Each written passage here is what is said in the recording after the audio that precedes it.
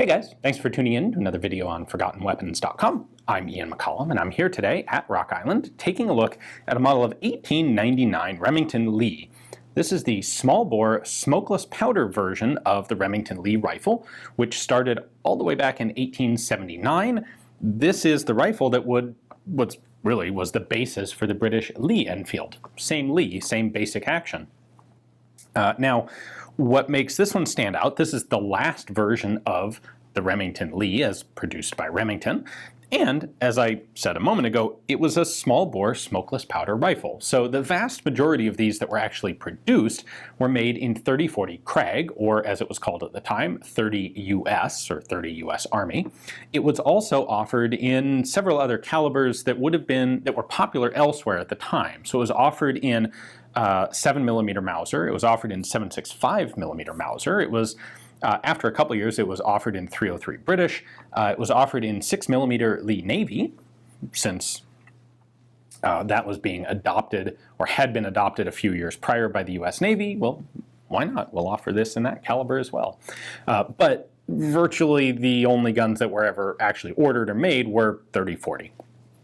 So this was introduced in 1899. The first major contract that Remington got for it was from the Michigan National Guard. They ordered 2,001 of them, which were produced. There would then be one other significant contract, and that was 3,000 rifles and carbines for Cuba. And those were produced and sold, and those, by the way, have their own independent serial number range starting at 1.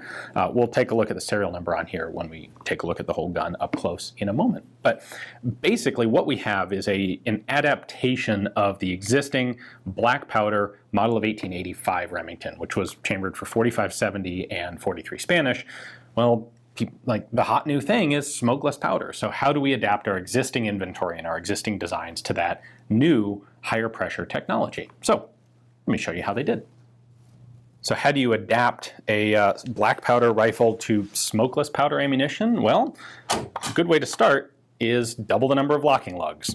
And that's exactly what they did here. So disassembly of the bolt on this is a little funky. What we have is a lever that runs over here and down. This was on the 1885 pattern. This held the extractor in place. On the 1889 pattern, this holds the bolt head in place. So this one is a little bit loose, which is nice because it's easy for me to get off. Normally what you would do is put a screwdriver or something in that little notch and pry it upward. And then you rotate it 90 degrees down and you can pull that pin out. And then the bolt head is a separate piece, but with a little coaxing we can get the bolt head separated from the bolt body, and then I can take the bolt head and lift it out of the gun. And by the way, the extractor then basically will just fall off. So if you have one of these and take it apart, make sure you don't lose the extractor because it'll be tricky to find a new one. And then the bolt body comes out the back of the action. Now on the 1885 and 1882 patterns, you had just these two locking lugs. What they did to strengthen the gun is they added 2 additional ones onto this removable bolt head. So you put this together and now, presto, 1, 2, 3, 4, and when you rotate the bolt down, they all lock into recesses in the receiver. Well, we've got the bolt removed. Here's a neat feature. You can, of course, take the magazine out. These predate stripper clips. These magazines would be manually loaded, and they did sell spare magazines. In fact, it wasn't the 1899 pattern, but one of the patterns of these that was actually purchased by the U.S. military, they also purchased web belts that held like 4 spare magazines per belt. So this was the idea, being a detachable box magazine where you carried spare magazines, and that's how you reloaded the gun. Anyway, you'll notice we have this blade that sticks out there. That is your magazine cutoff, and that allows you to just drop a single cartridge on, close the bolt, and single load it. And that actually automatically appears, it pops out of the side of the action when you take the magazine out. So as long as the magazine's in place, the gun will feed from it. So it's not quite a normal magazine cutoff, but the idea being if your magazine runs dry, you can just take it out of the gun and either while you're in the process of trying to fumble out a new magazine, or if you just don't have one, you can leave the magazine out and the gun will still work as a single loader. We have the various patent dates over here, and more substantially, we have the Remington Arms Company name there, and our serial number right back here on top of the receiver. Now there are like 4 different serial number ranges for these rifles. The Cuban guns started at 1 and went up to about 3,000. The others there were 3 other serial number ranges that Remington came up with because they anticipated selling a lot of these rifles. They would sell them in the military pattern like this, full-length stock, military sights, bayonet lug. And those started at 100,000. And the first up to 2,200 were sent to Michigan as part of that Michigan National Guard contract. This one is just barely over the threshold to be a Michigan gun. This is actually just a commercial production military pattern gun. You could just order one of these out of Remington's catalog, and that's what the buyer of this rifle did.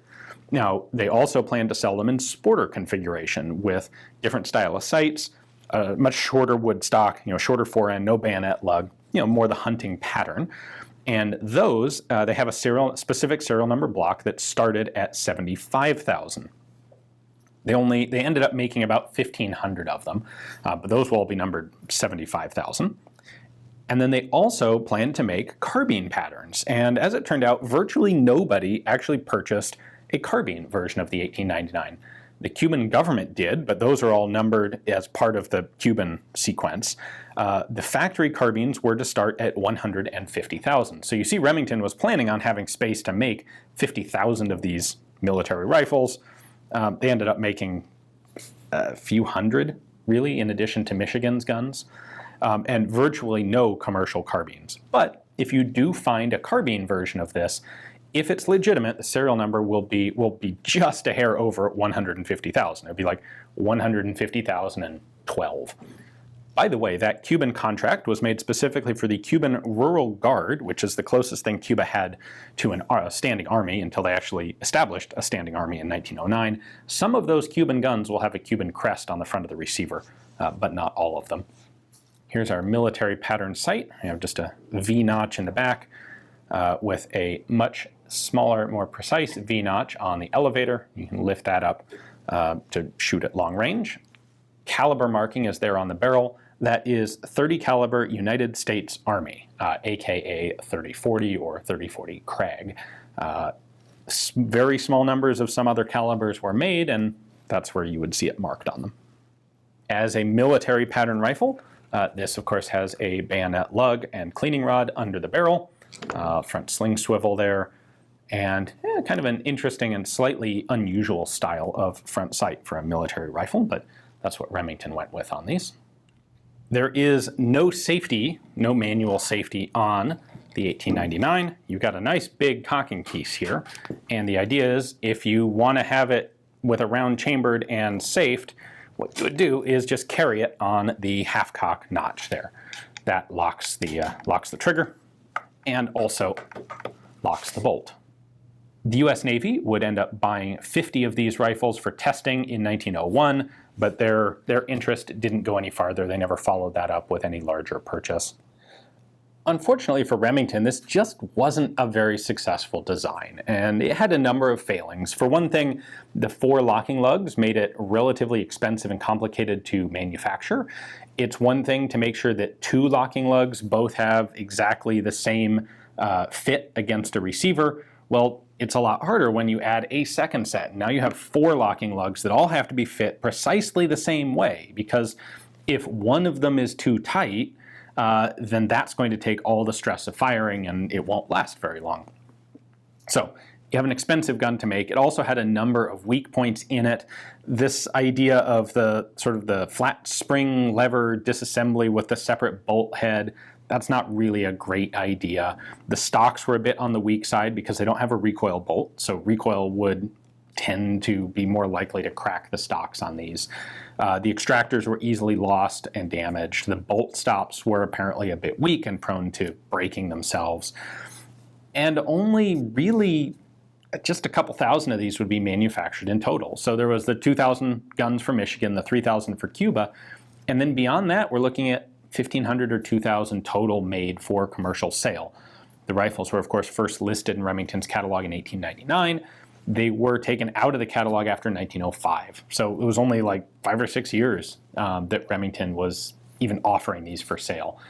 There would be some sales after 1905 as the last few guns were eventually sold out of the warehouse, but really quite a short-lived rifle. And that, of course, means it's a relatively rare rifle on the collector's market today.